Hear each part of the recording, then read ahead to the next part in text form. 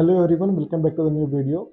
आज की वीडियो को जो हमारा टॉपिक रहेगा, इस वीडियो में हम बात करेंगे जो अभी रिसेंटली 8 अगस्त को एक नया नोटिस निकाला है नेशनल मेडिकल कमीशन ने। उसके रिगार्डिंग हम बात करेंगे क्योंकि उस नोटिस के निकलने के बाद काफ़ी सारे पेरेंट्स को काफ़ी ज़्यादा कन्फ्यूजन हो गई है। काफ़ी सारे कंसल्टेंट्स उसको मिस इंटरप्रेट कर रहे हैं। जो कंसल्टेंट्स इंडिया में एडमिशन कराते हैं वो कह रहे हैं कि अब्रॉड वैलिड नहीं है, दुनिया भर की मिसकंसेप्शंस क्रिएट कर रहे हैं। Without any information, without any proper knowledge वो आप बच्चों को मिसगाइड करने की कोशिश कर रहे हैं। तो इस वीडियो में हम उस नोटिस के बारे में बात करेंगे पॉइंट बाय पॉइंट, और इसके अलावा मैं आपको बताऊंगा कि कौन सी कंट्री सेफ है आपके लिए जाने के लिए, और कौन सी कंट्री जितनी भी सभी रेगुलेशंस है, एफएमजे रेगुलेशंस जो है उनको फॉलो करती है। तो चलिए इस वीडियो को शुरू करते हैं।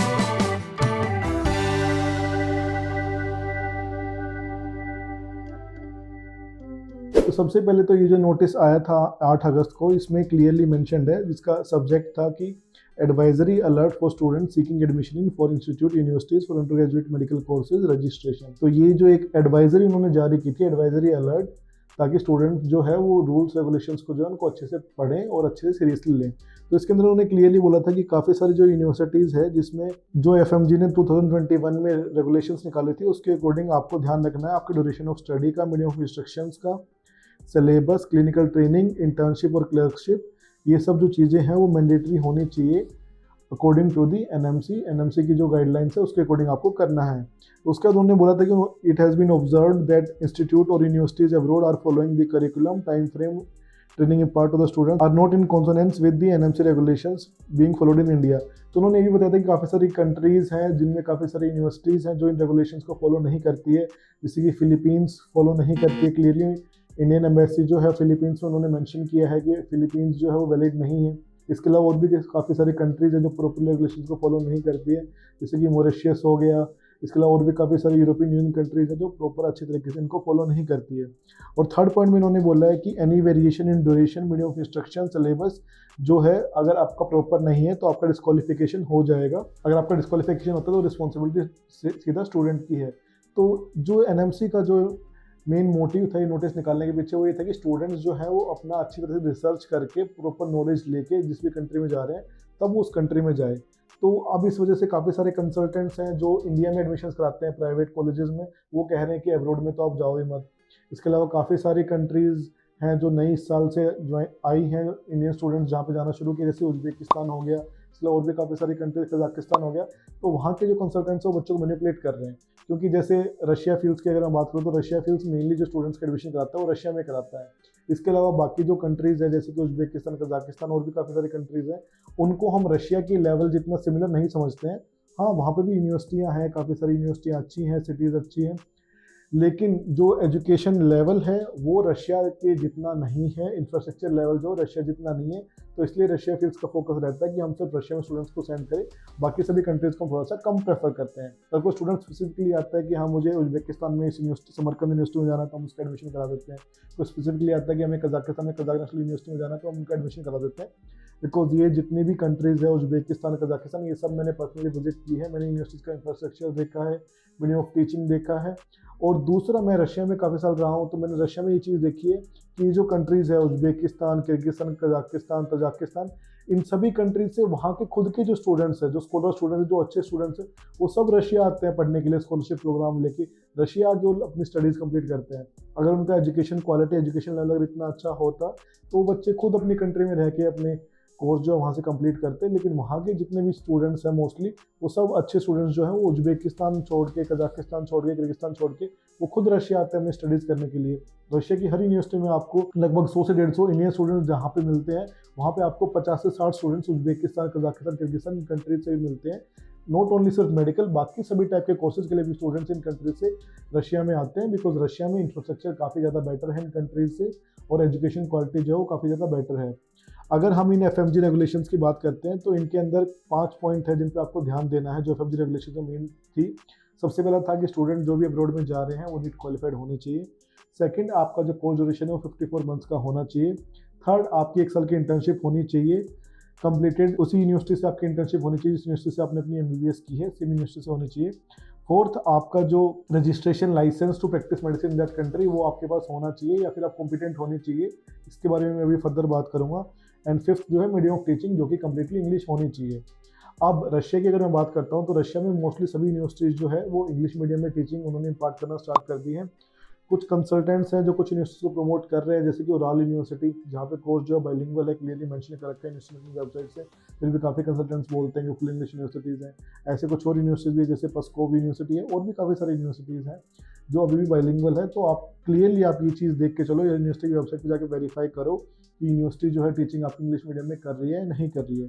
सेकंड जो है, इंडियन एम्बेसी ने जो अपनी वेबसाइट पे नोटिस डाल रखा है उसमें क्लियरली मेंशन है कि रशिया में जो कोर्स है वो 6 ईयर्स का है, which have 12 semesters, 2 semesters in each year. इसके अलावा स्टूडेंट जो है रशिया में वो 12 महीने या उससे ज़्यादा की अपनी क्लिनिकल इंटर्नशिप, क्लर्कशिप जो है वो कंप्लीट करते हैं। इसके अलावा इंडियन एम्बेसी ने अपनी वेबसाइट पे जो Moscow, Indian embassy in Moscow की जो वेबसाइट है उस पर क्लियरली मेंशन कर रखा है कि रशिया सभी गाइडलाइंस फुलफिल करता है जो कि FMGL regulations and NMC guidelines के अकॉर्डिंग है, जिसके अंदर ड्यूरेशन ऑफ कोर्स को रशिया फुलफिल करता है। जो आपका क्लिनिकल ट्रेनिंग और इंटर्नशिप स्लैश क्लर्कशिप का जो प्रोविजन है उसको भी रशिया प्रॉपर्ली फॉलो करता है, मेंशनड है उसमें नोटिस में। क्लियरली आप देख सकते हो कि रशिया में जो स्टूडेंट्स जो भी मेडिकल यूनिवर्सिटी में पढ़ रहे हैं वो 12 मंथ्स और मोर की ड्यूरिंग द कोर्स अपनी क्लर्कशिप जो है वो फुलफिल करते हैं। इसके अलावा रशिया की जो यूनिवर्सिटी जो इंग्लिश मीडियम में टीचिंग करती है, इसके अलावा ये भी क्लियरली मेंशन है कि रशिया की जितनी भी यूनिवर्सिटीज़ हैं वो जो डिप्लोमा इशू करती हैं उनके ऊपर एक रजिस्ट्रेशन नंबर मेंशन होता है जो कि रशियन अथॉरिटीज़ इशू करती है। इसके अलावा अगर किसी स्टूडेंट को स्पेसिफिकली अलग से लाइसेंस चाहिए तो उसको उसके लिए अलग से एक्रेडिटेशन एग्जाम देना पड़ता है जो कि यूनिवर्सिटी के अंदर ही कंडक्ट होता है। आप जैसे 6 ईयर अपना कंप्लीट करते हैं तो उसके बाद आपका वो exam within a week वो एग्जाम हो जाता है, और उसके बाद आपको डिग्री के साथ में आपको लाइसेंस भी मिल जाएगा अगर आप एक्रेडिटेशन एग्जाम में आप क्लियर करते हो। तो रशिया ने क्लियरली मेंशन किया है लाइसेंस के बारे में भी। अब अगर हम बात करते हैं कजाकिस्तान के बारे में, उज्बेकिस्तान के बारे में, किर्गिस्तान के बारे में, तो किर्गिस्तान की तरफ से अभी तक कोई कंफर्मेशन नहीं है कि लाइसेंस का उनका प्रोसेस क्या है। इसके अलावा कजाकिस्तान में जो इंडियन एम्बेसी उन्होंने भी अपनी वेबसाइट पे क्लियरली मेंशन कर रखा है कि कजाकिस्तान में जो कोर्स है उसकी ड्यूरेशन 6 ईयर्स है, जिसके अंदर 1 साल की इंटर्नशिप इंक्लूडेड है। इसके अलावा वहाँ पे भी अगर आपको लाइसेंस लेना है तो लाइसेंस लेने के लिए आपको एग्जाम देना पड़ता है, जो एग्जाम पास करने के बाद आपको लाइसेंस मिल जाता है। अगर उज्बेकिस्तान की अगर हम बात करते हैं तो उज्बेकिस्तान की जो एम्बेसी, इंडियन एम्बेसी जो उज्बेकिस्तान में है, उसकी वेबसाइट पे ये चीज़ क्लियरली मेंशन्ड है कि जो भी स्टूडेंट्स उज्बेकिस्तान से अपनी एमबीबीएस करते हैं, एमबीबीएस करने के बाद उनके पास right to practice medicine in territory of Uzbekistan. लेकिन वहाँ कहीं भी ये मेंशन नहीं है कि एमबीबीएस करने के बाद सक्सेसफुल उनको लाइसेंस मिलेगा, ये चीज़ कहीं मेंशन नहीं है। अगर इंडियन गवर्नमेंट सिर्फ ये बोलती है competent to get a licence, तो आपको ना तो कजाकिस्तान में आपको एग्जाम देना है कोई अलग से एक्रेडिटेशन एग्जाम, ना आपको रशिया में अलग से एक्रेडिटेशन एग्जाम देना है, ना ही आपको उज्बेकिस्तान में देना है। लेकिन अगर इंडियन गवर्नमेंट ये बोलती है कि आप हाँ स्पेसिफिकली आप लाइसेंस अगर आप लेके आओ, तो लाइसेंस की अगर हम बात करें तो रशिया क्लियरली आपको लाइसेंस इशू करता है आफ्टर एक्रेडिटेशन एग्जाम। कजाकिस्तान ने भी क्लियरली मेंशन किया कि आफ्टर एक्रेडिटेशन एग्जाम आपको लाइसेंस देंगे, लेकिन उज्बेकिस्तान गवर्नमेंट ने अभी तक ये क्लियरली स्पेसिफाई नहीं किया कि वो लाइसेंस इशू करेंगे या नहीं, और करेंगे तो उसका प्रोसेस क्या रहेगा। अभी तक जितने भी कंसल्टेंट्स हैं मैं देख रहा हूँ सभी की वीडियोस रिगार्डिंग एफएमजीएफ रेगुलेशंस या जो भी एमबीबीएस इन उज्बेकिस्तान को प्रमोट कर रहे हो, सब ये बोल रहे हैं कि देखो वेबसाइट पे लिखा है कि आप प्रैक्टिस कर सकते हो मेडिसिन उज्बेकिस्तान में आफ्टर ये कोर्स। लेकिन अगर हम स्पेसिफिकली लाइसेंस की बात करते हैं तो लाइसेंस का प्रोसेस क्या रहेगा उसके बारे में कोई इन्फॉर्मेशन नहीं है वेबसाइट पे। अभी हो क्या रहा है कि रशिया यूक्रेन वॉर के बाद से यूक्रेन में स्टूडेंट्स ने जाना बंद कर दिया है, तो यूक्रेन में जितनी मोस्टली कंपनीज वर्क करती थी उन सब ने एक नई डेस्टिनेशन पकड़ ली उज्बेकिस्तान, और वो सब के सब अभी स्टूडेंट्स को उज्बेकिस्तान भेज रहे हैं ये बोल के कि वहाँ पे तो आपको अलग से कोई एग्जाम देना ही नहीं है। कहाँ लिखा है उनकी वेबसाइट पे? कहीं नहीं लिखा कि आपको अलग से कोई एग्जाम नहीं देना लाइसेंस के लिए।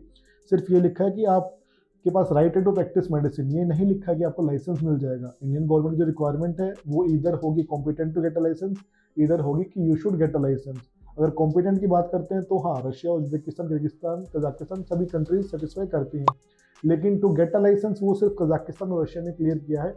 उज्बेकिस्तान ने इसके बारे में कोई क्लियरेंस नहीं दी है कि लाइसेंस का प्रोसेस कैसे क्या रहेगा। और काफ़ी सारे कंसल्टेंट जिनको इस फैक्ट का पता भी है वो भी ये इन्फॉर्मेशन प्रॉपर्ली नहीं दे रहे हैं, बिकॉज जब से रशिया यूक्रेन की वॉर हुई है यूक्रेन के स्टूडेंट्स ने ट्रांसफर लिया, काफ़ी सारे स्टूडेंट्स ने रशिया में ट्रांसफर लिया, बाकी अराउंड 50% स्टूडेंट्स ने ट्रांसफर लिया उज्बेकिस्तान में अपने कंसल्टेंट्स के थ्रू जो पहले यूक्रेन में वर्क करते थे। तो उसकी वजह से उज्बेकिस्तान में भी काफ़ी स्टूडेंट्स आने लग गए, काफ़ी सारे कंसल्टेंट्स प्रमोट करें उज्बेकिस्तान को। कुछ कंसल्टेंट्स हैं रिलायबल मार्केट में जो 10 से 15 कंसल्टेंट हैं जिनको प्रॉपर नॉलेज है, प्रॉपर उन्होंने कंट्रीज को विजिट किया है, उनको पता है ग्राउंड रियलिटी क्या है। उनकी भी ये मजबूरी हो गई है क्योंकि उनको पता है स्टूडेंट आ रहे, स्टूडेंट आगे बोल रहे हैं कि सर हमें समरकंद यूनिवर्सिटी में जाना है, सर हमें अंडीजान यूनिवर्सिटी में जाना है, तो स्टूडेंट्स डिमांड कर रहे हैं, इसलिए वो भी स्टूडेंट्स को फैक्ट्स जो है मोड़ तोड़ के बता रहे हैं। लेकिन एट रशिया फील्ड्स हम इस टाइप की कोई भी मिस इन्फॉर्मेशन स्टूडेंट के साथ शेयर नहीं करते हैं। जो चीज़ें हैं सच्चाई है, जो फैक्ट्स उन पर हम बात करते हैं। तो उज्बेकिस्तान की तरफ से कोई क्लियरेंस नहीं है। अगर आप उज्बेकिस्तान जा रहे हो तो please make sure to keep this thing in mind. अगर इंडियन गवर्नमेंट ने बोला कि आपको लाइसेंस लेके आना है, तो लाइसेंस का प्रोसेस क्या है उसके रिगार्डिंग इंडियन एम्बेसी ने अपनी वेबसाइट में कुछ नहीं लिखा है। ना ही उज्बेकिस्तान गवर्नमेंट ने फॉरेन स्टूडेंट्स के लाइसेंस के लिए कोई अलग से क्लैरिफिकेशन दी है कि बच्चों को सिर्फ एमबीबीएस करके लाइसेंस मिलेगा या उनको भी किसी टाइप का कोई एग्जाम देना पड़ेगा। सो इस बात को आप ध्यान में रखिए। और अगर आप मेरे से पूछते हो कि कौन सी कंट्री सेफ है अकॉर्डिंग टू एफएमजीएल रेगुलेशंस और एनएमसी की रेगुलेशंस के अकॉर्डिंग कौन सी कंट्री सेफ है, तो मैं आपको फर्स्ट चॉइस रिकमेंड करूंगा रशिया। रशिया में काफ़ी सारी यूनिवर्सिटीज़ है जिसमें आप 15 से 20 लाख का अगर आपका बजट है तो आप यूनिवर्सिटी चूज कर सकते हो, जैसे कि ट्वेल्थ यूनिवर्सिटी जिसका फीस सिर्फ 18 लाख के अराउंड है। अगर आपका बजट थोड़ा सा ज़्यादा है तो आपके पास काफ़ी सारे ऑप्शन जैसे Kazan state university, northern state medical university और भी काफ़ी सारी अच्छी अच्छी यूनिवर्सिटीज़ जिनमें आप जा सकते हो। अगर आपको ये है कि आपको कजाकिस्तान जाना है तो कजाकिस्तान में कजाक नेशनल मेडिकल यूनिवर्सिटी और भी काफ़ी सारी अच्छी यूनिवर्सिटीज़ है, तो उनमें से आप चूज कर सकते हो। तो कंसल्टेंट्स को एक्सप्लोर करने दीजिए, अपनी लाइफ के साथ आप वो चीज़ इतना बड़ा रिस्क मत लीजिए। आप वहीं जाइए जहाँ से इंडियन स्टूडेंट्स पिछले काफ़ी सारे सालों से ग्रेजुएट होते आ रहे हैं, बिकॉज उज्बेकिस्तान से आज से 5 साल पहले स्टूडेंट्स नहीं जाते थे। अभी रिसेंटली लास्ट 2-3 ईयर से स्टूडेंट्स वहाँ जाने शुरू हुए हैं। So please make sure to keep this in mind. मैं उज्बेकिस्तान के खिलाफ नहीं हूँ, लेकिन जो फैक्ट है कि रेगुलेशंस जो है उसमें क्लियरली उन्होंने मेंशन नहीं किया है, बस वो चीज़ मैं आपको पॉइंट आउट करा रहा हूँ। सो आई होप ये इन्फॉर्मेशन आपके लिए यूजफुल रहा होगा। अगर आपको इसी तरह की आपको रियल इन्फॉर्मेशन चाहिए, प्रॉपर इन्फॉर्मेशन चाहिए, तो आप हमें कमेंट डाउन बिलो कर सकते हो। किसी भी चीज़ को लेकर आपके डाउट है तो प्रॉपर हम विद डॉक्यूमेंट्स विद प्रूफ आपको हम बताएंगे कि हाँ ये चीज़ें वैलिड है या नहीं है। सो इस वीडियो में सिर्फ इतना ही। तो अगर आप चाहते हो हम किसी भी सब्जेक्ट की वीडियो बनाएं तो आप हमें कमेंट डाउन कर सकते हो।